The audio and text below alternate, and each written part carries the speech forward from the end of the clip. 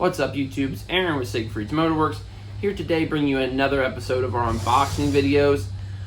Coming out of the box today, we have more parts for our Cafe Racer budget build that we're doing right now. I'll put a link to that video right up here, but at any rate, we'll get started with the parts. This one's going to be a twofer.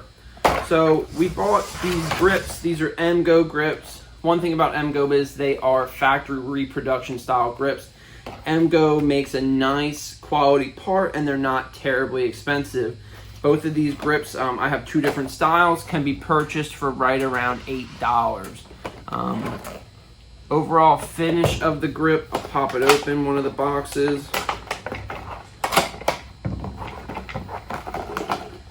Overall finish of the grip, I mean, they're nice. They're not going to be super sticky. They're not going to be super hard.